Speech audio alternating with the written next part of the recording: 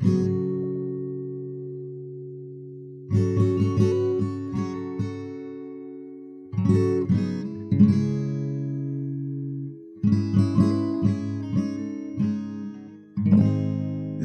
tradition of naming hurricanes initially emerged in the West Indies, and it was used to describe hurricanes based on the saint's day on which they occurred.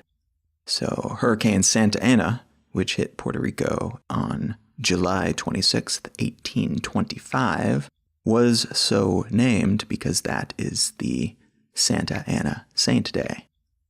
An Australian meteorologist named Clement Rague started using women's names to designate tropical storms and hurricanes near the end of the 19th century.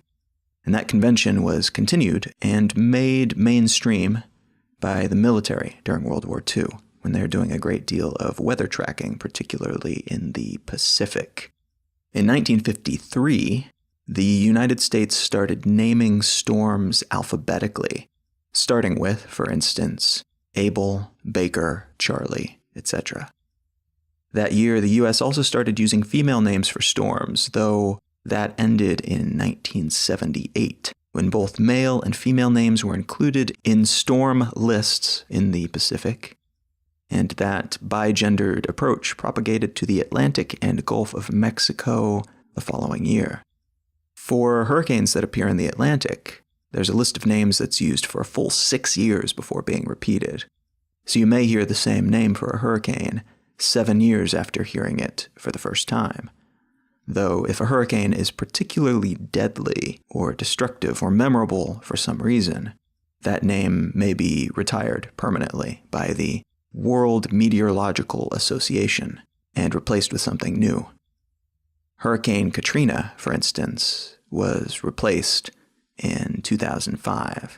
And if we make it to the Ks in each of the coming years through 2021, the hurricanes will be named Katia, Kirk, Karen, Kyle, and Kate, respectively. The list we used this year, in 2016, will be repeated again in 2022. Interestingly, winter storms have also been named in the U.S. since the mid-1700s, particularly in regard to historical storms that came through the area. Those names were derived from the day or month in which it took place, or in some cases from a noteworthy person who died, or a structure like a theater or another prominent building that was torn apart as a result of the storm. These days, there's a significant amount of controversy over whether we should name winter storms at all. The pro-naming argument says that people are more likely to prepare for and stay informed about storms when they have a shorthand to describe and think about it.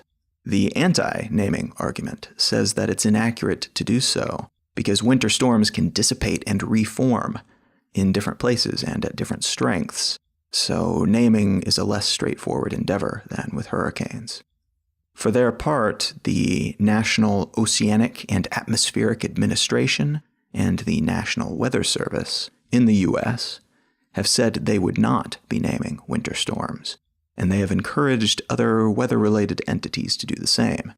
That said, there is a lot of incentive for news networks to drum up attention using named storms, in the same way that slapping a brand on a shoe can increase the value perception of it. Slapping a name on a storm tends to get people talking and tuning in, which is a great way to attract ad dollars. If current trends continue, which is always a dangerous thing to presuppose, but if they do, it's looking like we will be retiring a larger and larger number of storm names each year, as the strength of these storms and the locations where they're taking place are shaking up a lot of what we thought we knew about the systems that shape them. What I want to talk about today isn't storms in particular, but rather the normal that we thought we knew, and the new normal that's replacing it that we are going to have to get used to, and ideally very quickly.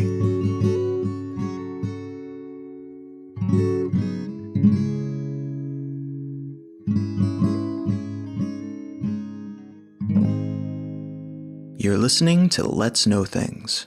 I'm Colin Wright. Let's Know Things is supported by its wonderful listeners.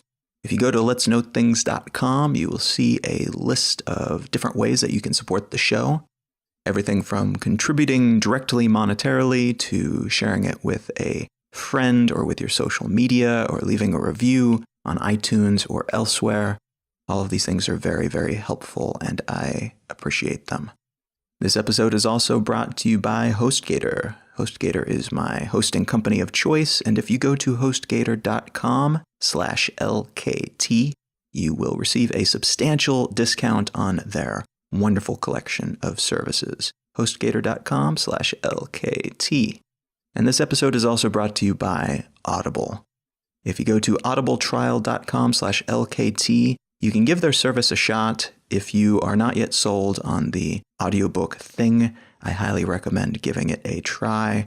This is an excellent way to do it. You can see what their catalog consists of, get some substantial discounts on audiobooks, and you will also receive an audiobook of your choice from their catalog for free.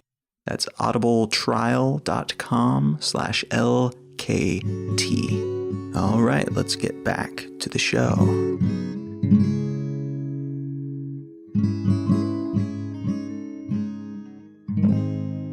The article that I want to start from today comes from Ars Technica, and the title of this article is Death Toll Rises After Thunderstorm Asthma Outbreak Strikes Australia.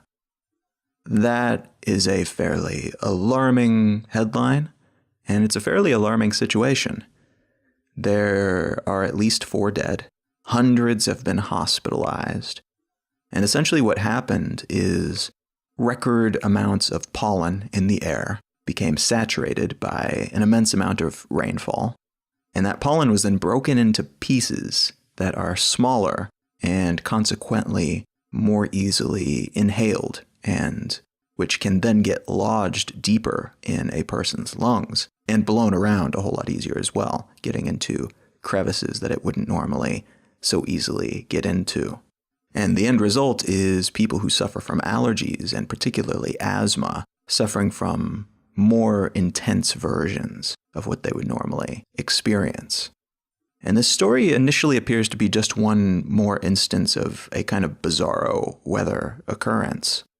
And I guess in isolation it is that, but when strung together with other similar stories, the tornadoes that have been appearing in Los Angeles and the nearly 124 degree Fahrenheit temperatures recorded in India, that's 51 degrees Celsius, the softball-sized hail that's been bombarding residents of Texas, they all add up to something a bit more significant.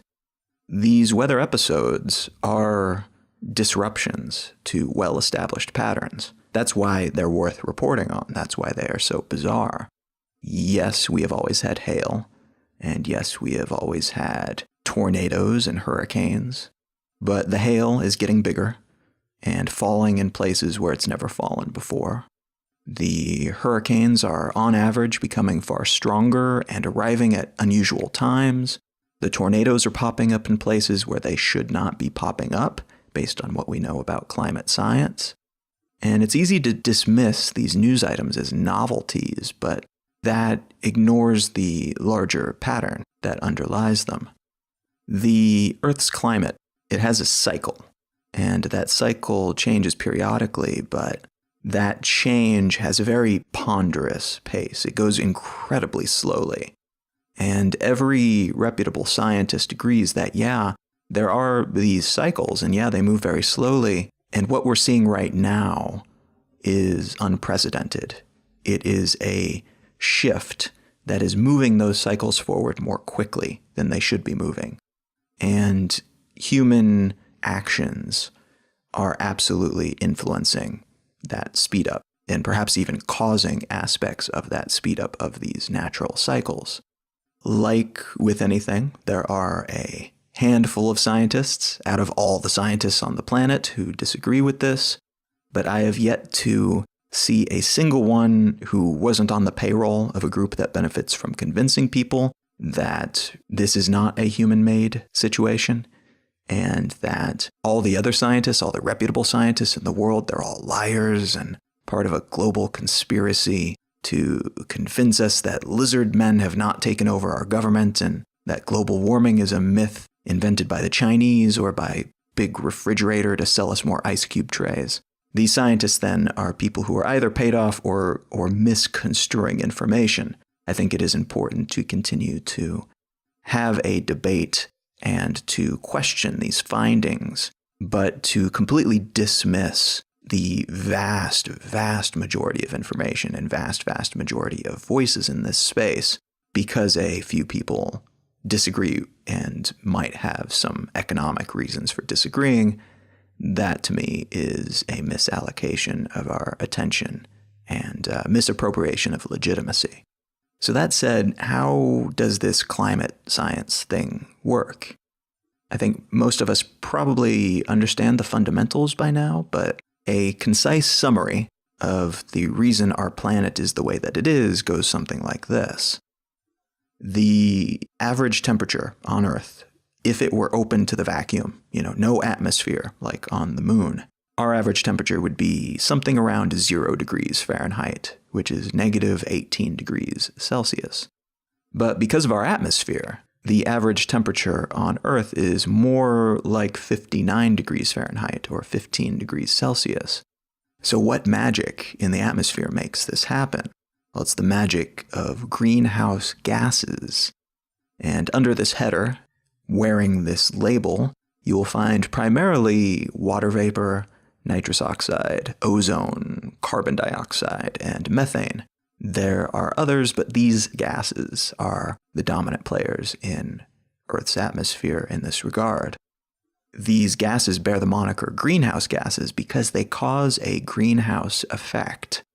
Picture a greenhouse full of plants, and it'll probably be a bit warmer in there than it is outside because the light comes in to the greenhouse, but only some of it escapes when it bounces off the stuff inside. And so more of the warmth that is contained within that light stays inside and less of it radiates back out. Whereas if there's no atmosphere on the planet or no greenhouse walls around those plants, then the majority of that light will actually reflect back out and not stick around in that area. So some of it does escape, but enough sticks around to keep us warmer than the space around us. And this is why we here on Earth live in a pocket of tolerable warmth in an otherwise typically frighteningly cold universe, that or stunningly hot if we're talking about the stars and similar bodies out there. But most of the universe that we can see and measure is actually incredibly, ridiculously cold. And we happen to have this little pocket of livable space because of these gases. And so this is a lovely setup for life forms like human beings, and this is the situation in which we evolved, with roughly this average temperature, surrounded by plants and animals that also evolved in something roughly like it is today. The problem that we're running into now is that as a consequence of our kick-ass technology and production capabilities, we are pumping way more greenhouse gases into the atmosphere than have been there before.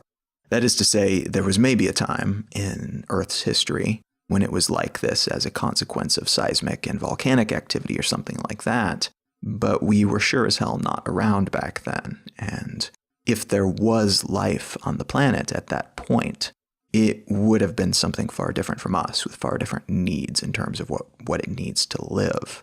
Something that evolved under very different circumstances, and something that would consider, say, furnace-like climates to be paradise.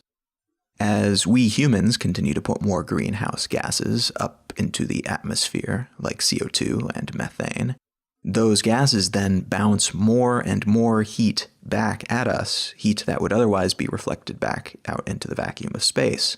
And that increases our average temperature slowly but surely. The temperatures in which we've evolved then, the ones that we are acclimated to and that our biologies are customized for, have begun to shift. But before we get into that, you may be thinking, hang on, why is this an issue? Isn't the planet just one big enclosed ecosystem? And isn't it true, then, that we cannot possibly derail nature, because anything that exists within a closed ecosystem is already there, it's part of the system, and as a result, it's not a problem. I mean, it's not like we're importing carbon dioxide from asteroids yet, and adding it to our atmospheric mixture, and so if these elements already exist here, then moving them around cannot be that big a deal. And if you were thinking that, you would have made a good point. We aren't adding anything new to the planetary system that doesn't already exist within it. And it's unfortunate that the issue of climate change is often and incorrectly bracketed in terms that imply we're creating something new that wasn't within the system before, when in reality, we are simply moving stuff around in vast quantities and to places where it shouldn't be, or it shouldn't be yet anyway, and not all at once. This cycle is a cycle like any other, and that means it moves at a given pace. What we are doing with our technology is extracting these gases from where they are stored, deep in the earth, under the ocean, tucked away in trees, and so on, and pumping them into the atmosphere all at once.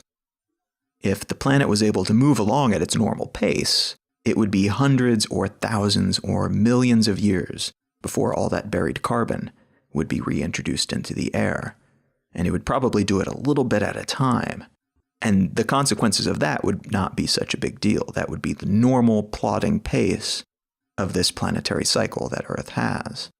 But to understand why speeding up that pace is a problem, imagine a restaurant with a few dozen tables and a handful of cooks. Now imagine the cooks invent a time-saving mechanism that allows them to produce more food faster. Now imagine that on top of that new system, they also invented some new tools that allow them to produce even faster, even more food within the same period of time. Because of these new advantages, the cooks in the kitchen have the capability to produce an obscene amount of food. But because of the nature of the restaurant, because there's only so many tables and so many consumers sitting at those tables, that food is only put to good use if it emerges as the patron's order, and not before. In the case of greenhouse gas production, what we've done from the Industrial Revolution forward is the equivalent of the cooks basically saying, screw it, and producing as much food as they're capable of, then continuing to work on their craft so that they're producing more and more food every day, despite the fact that there are not enough people at the tables to eat it all. And so this production cycle is only a problem if it gets knocked out of whack. And that's what's happened in our atmosphere. Typically, we have trees and algae and other quote-unquote customers eating up the food, the gases, at a regular enough pace to keep the climate moving at a steady clip. Because we've started moving faster in the back of the house, and because the front of the house has not changed in the same direction to accommodate that shift, we have a wild imbalance on our hands. And too much of the stuff that should be somewhere else, tucked away in the containers in the kitchen, tucked away underground and in the oceans and in all that biomass, is instead being served to the tables, to the atmosphere, that is already over capacity. Now, somewhat hearteningly, there's been some evidence from recent studies that show nature has adjusted a little bit as a result of our gaseous overabundance. Trees are soaking up more CO2 than they used to in the past, which is good. And this is likely part of why things are not worse than they are today. But all of the reports on this discovery make clear that hungrier trees are no match for the anthropomorphic CO2 production that we've got on our hands. We are still making far more than these trees can soak up, and that is increasing year over year. But let's loop back to the Australian thunderstorm asthma, which would be a great band name, by the way. Carbon dioxide is like food for plants, and if you increase the amount of CO2 that's in the atmosphere, you also increase the growth rate of many of the plants that eat it. At the same time, temperatures are, on average, rising globally, and hugely in some regions. These temperatures are changing very quickly in some parts of the world. And this increases the growing season of these plants and even opens up completely new areas that were formerly too cold or barren to suddenly start growing allergen-producing fauna. And so these trees and grasses and flowers and fungi and everything else are beginning to grow in what were desolate spots around the world. A 0.5 degree shift in the average temperature in a region can cause this kind of radical change.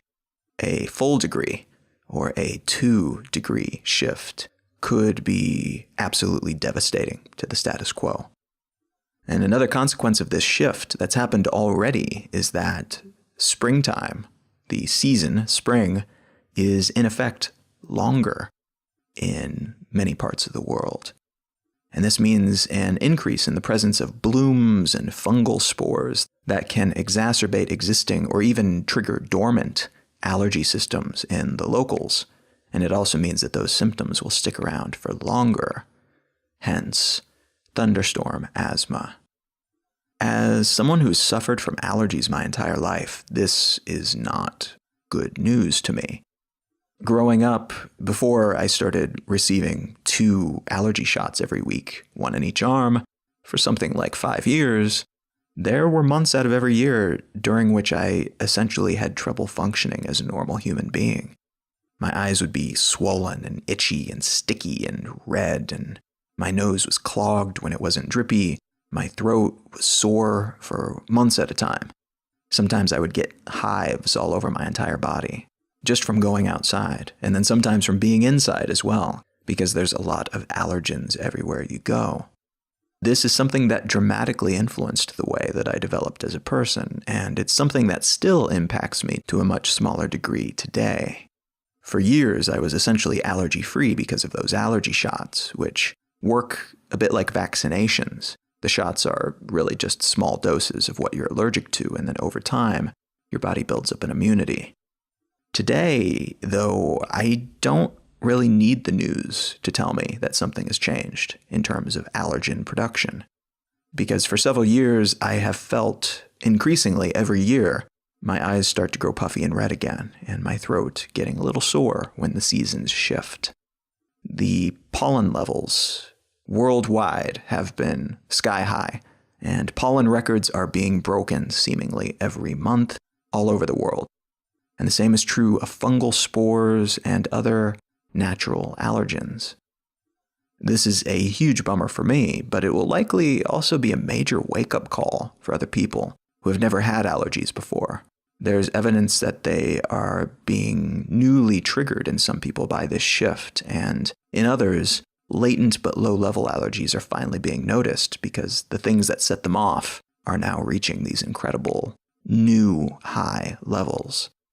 These allergic responses aren't just being triggered by pollen and spores, though. There's still a lot that we don't know about allergies, but there is clear evidence that pollution, particularly the level of particulates in the air, can have a dramatic impact on respiratory issues, including allergies, within a population. There are already some incredibly obvious examples of this throughout the world, particularly in Asia, where if you look at major cities in India or in China, you will see just remarkable and devastating levels of pollution.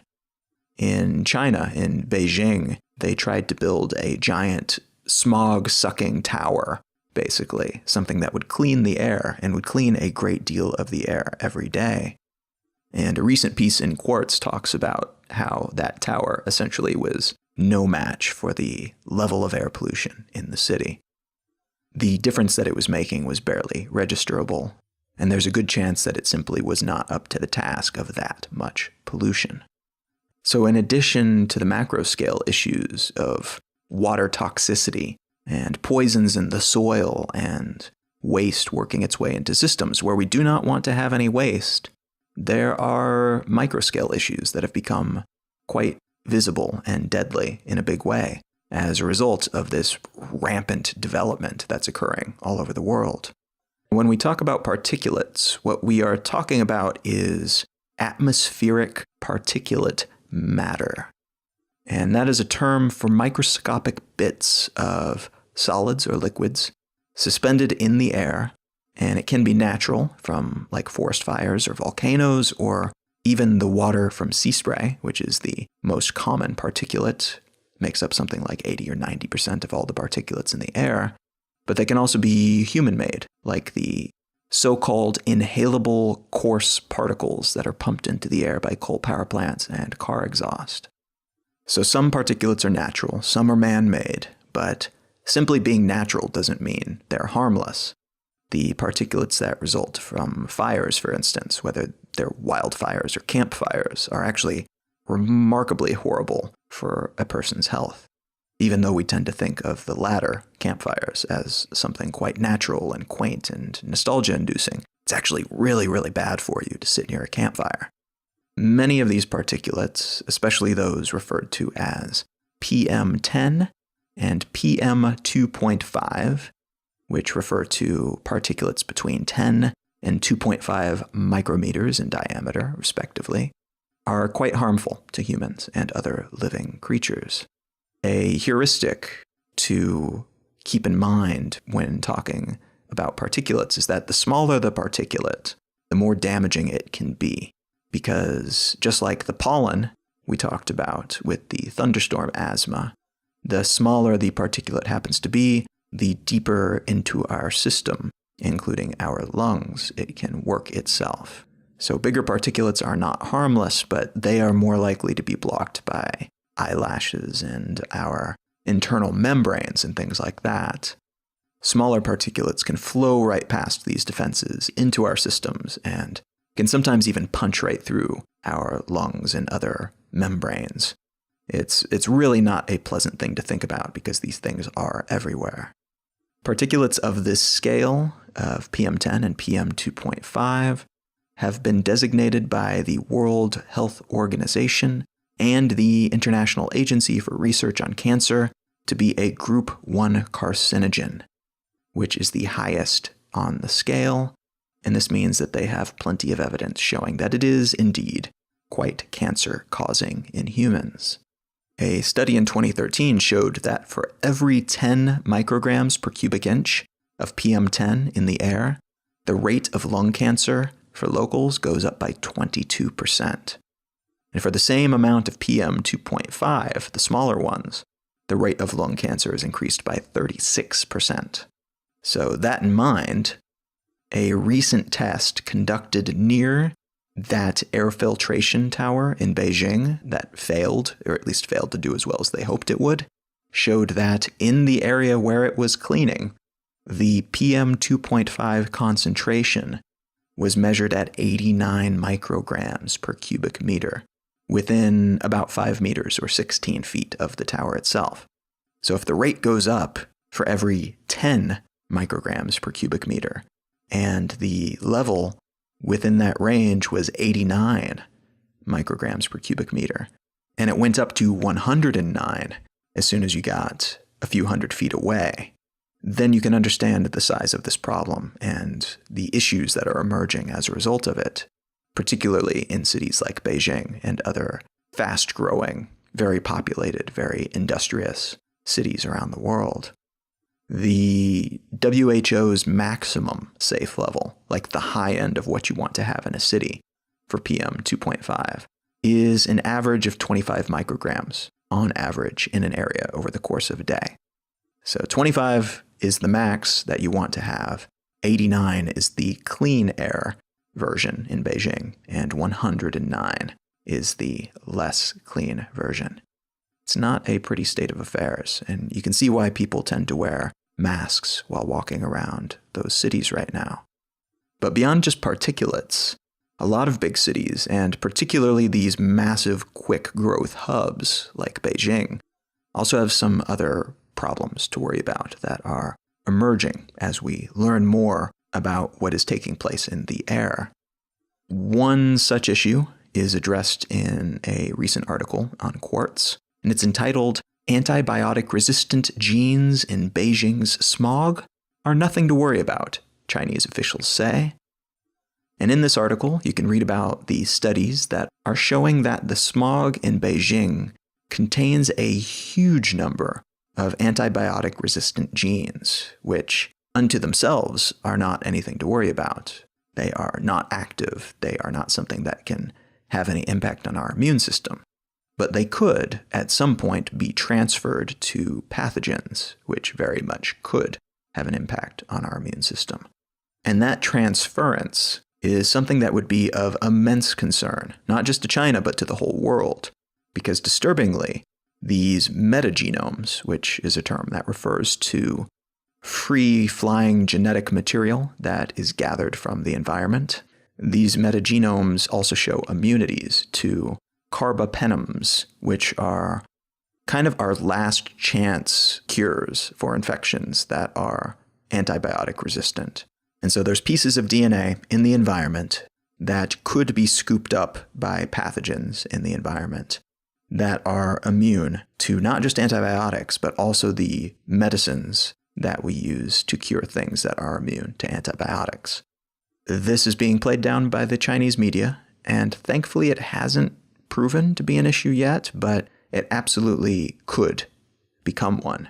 And concern and some type of action, I think, is absolutely warranted.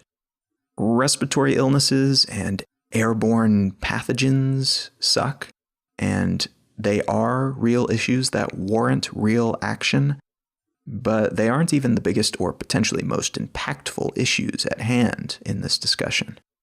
Plant and animal die-offs are an increasingly frequent occurrence these days. We are not the only species that depends on a very narrow range of climate to survive. I could probably go through and talk about almost every species on the planet in regard to this topic and the way that they're being impacted and changed as a result of this shift, but let's look at just a very focused example. Let's look at bees. There is a great episode of the science fiction show Black Mirror, which is really worth checking out if you haven't watched it. It's kind of horrifying, but also amazingly well produced. But in this episode, all of the bees have died off, and we have replaced them with robotic bees.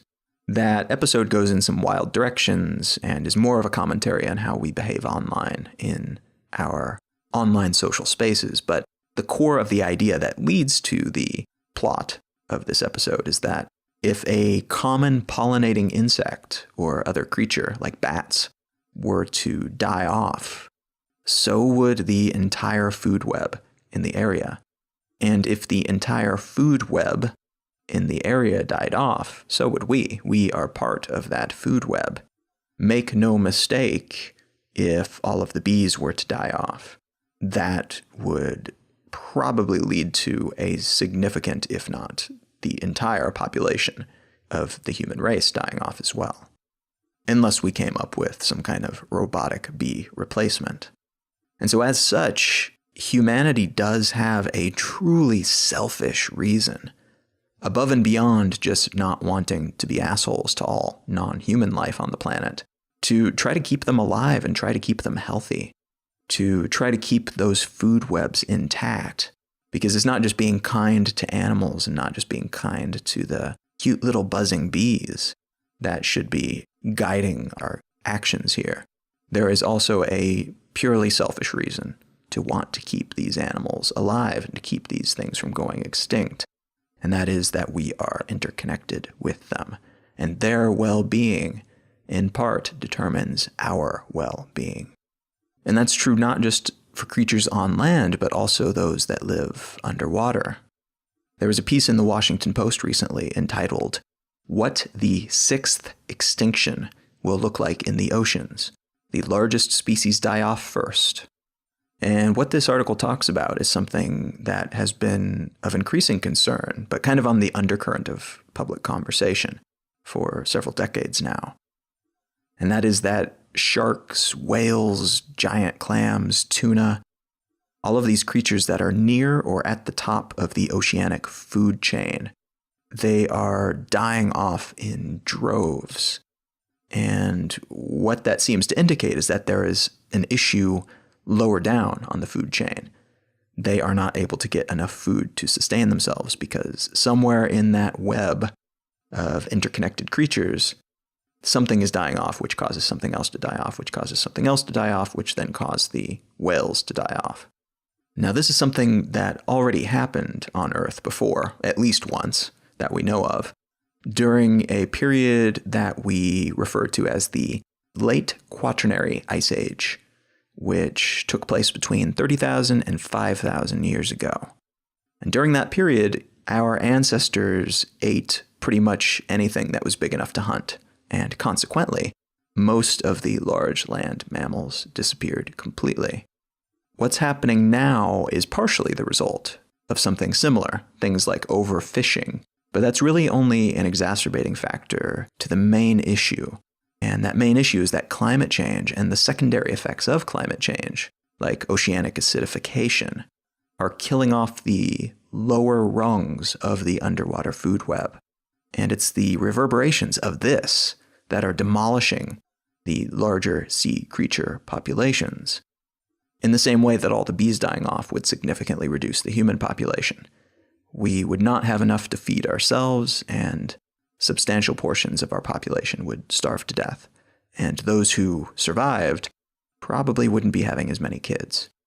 I want to mention here, too, a period in time that is catchily named the Paleocene-Eocene thermal maximum, which I will refer to henceforth by its commonly used acronym, PETM. The PETM was an event that took place around 55.5 million years ago, and it's of particular interest now because it provides scientists with a look at what could happen as a consequence of our rapid and dramatic atmospheric composition change-up. We are not certain what caused the shift that led to a huge influx in carbon into the atmosphere back then. Theories range from volcanoes to a comet to 90% of the world's biomass being set ablaze and burning at the same time. But we do know that global temperatures increased by 5 to 8 degrees Celsius over a relatively short period of time, less than 2,000 years. This increase in temperature, though seemingly humble, 5 to 8 degrees, led to dramatic planetary changes in life on the planet and on the geography of the planet. Oceanic anoxia, that is the lack of oxygen in portions of the ocean, became common, making large swaths of the underwater world completely unsuitable for life. Currents changed direction and size. The planet was without ice, no ice anywhere on the planet for 200,000 years, and the sea levels rose. Our understanding of the PETM, what caused it, what happened, is limited because, 55 million years is a very long time, and the evidence that we have has all been filtered through the sieve of time. But it does present kind of a blueprint for what we can expect. And more than anything else, what that blueprint seems to indicate is that the only thing we can expect is change. And change will mean increases in sea level. It will mean mass die-offs and speciation, changes to species that we can't predict. It will also mean more firestorms and windstorms and dust storms, hurricanes and floods on scales that we've never seen before, that we probably don't even have measurements for yet. And that's in addition to the other story that will be told about this shift. Our ecosystems and environment do not change in a vacuum. As they change, so does society change. We have cool technologies today, like desalination plants, but these are still very energy intensive for what we get out of them. And it is far more ideal to have sources of fresh water readily available without processing. Unfortunately, in the near future, these will be less and less accessible as the climate shifts. And so these adjustments to what resources are available and where will dramatically increase the chance of conflicts around the world. It will be wonderful, perhaps, in some ways for people living in places like Siberia, because their currently iced over permafrost layered fields will become more capable of sustaining crops. But it will suck for the countries further south, whose economies and governments and societies came of age under more favorable climate conditions. And that means that in order to keep things going at that pace and at that rate and on that scale, and in order to keep their people happy and fed, many governments in these regions will seek justification, any justification, for taking resources that are not theirs. Or failing that, will be forced into deals that are wildly against their interests. The consequences of this will be many. I think a full-scale dive into that would take an entire separate episode. But one thing that seems certain, and something that we're seeing already, is that this unpredictability, the fact that things are changing wildly all over the place, constantly these days, will probably result in a rise of authoritarianism.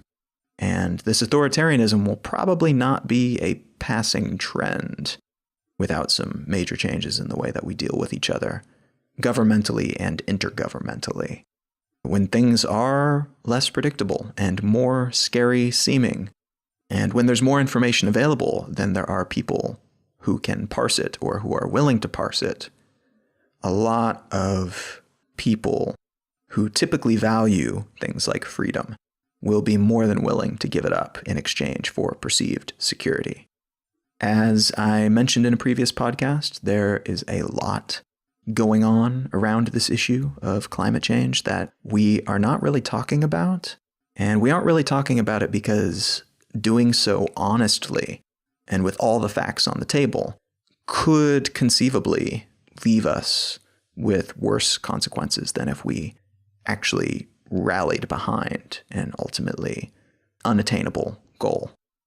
One thing that we are not saying clearly is that chances are we cannot stop this change, this slow-moving disaster. Even if we all stopped using fossil fuels everywhere on the planet today, chances are the damage is already done. And we are going to have to live with that, whatever the consequences might be. The point where we're at now, though, if we really do have this conversation and decide to take action, is a point where we get to decide how quickly these changes that are coming will actually take place, and how dramatic the changes actually end up being. By any measure, having 40% of all non-human species die off would be a planetary disaster, no question about it.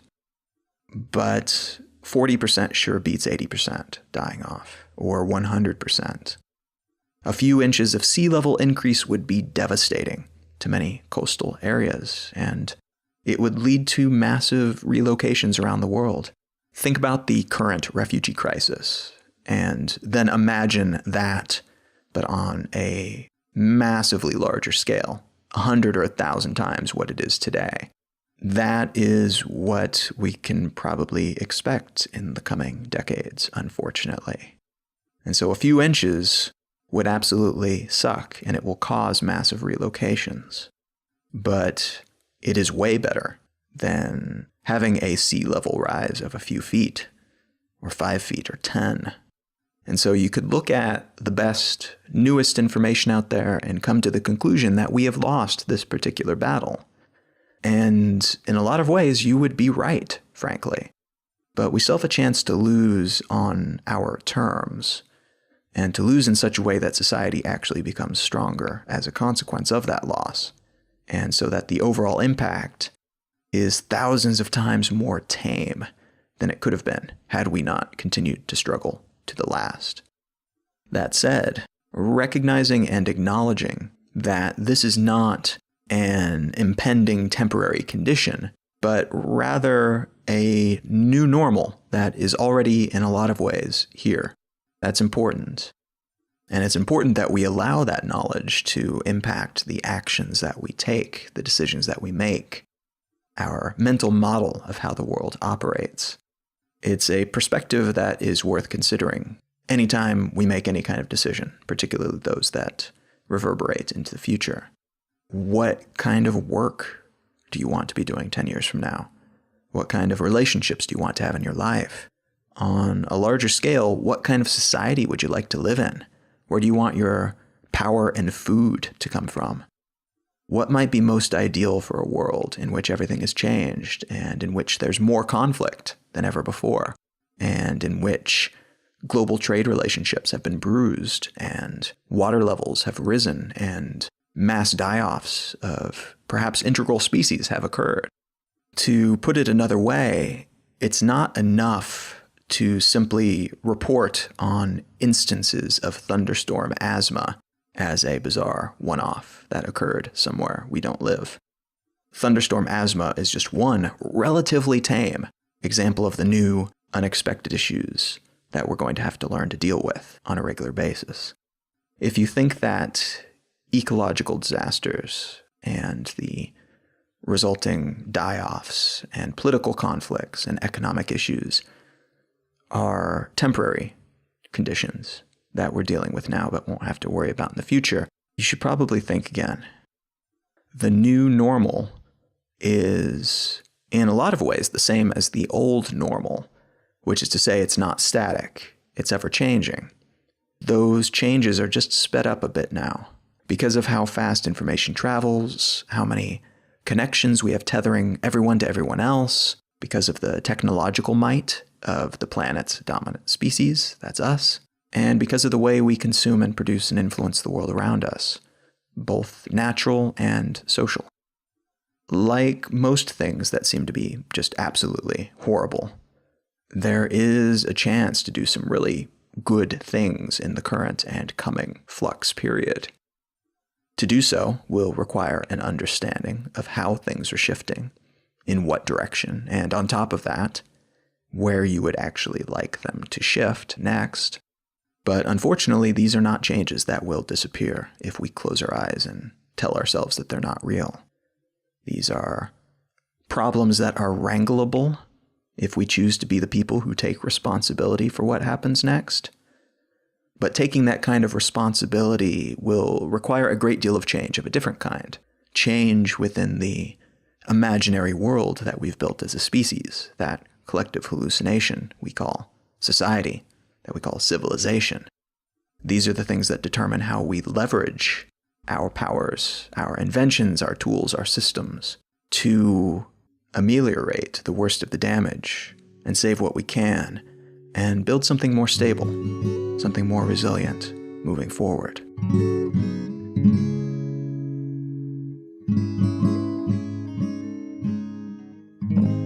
Let's Know Things is brought to you by its wonderful listeners. If you go to letsknowthings.com, you will see a list of different options that you have if you wish to contribute to the continued production of the show.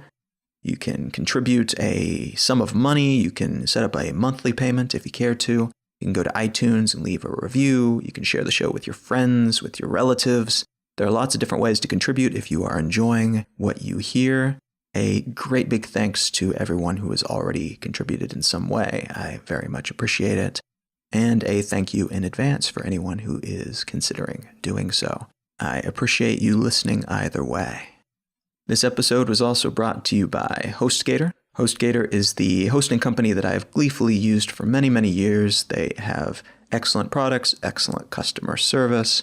They are the company that I've used to host my blog and my portfolio and everything else that I've done online. They have been the underpinning of that.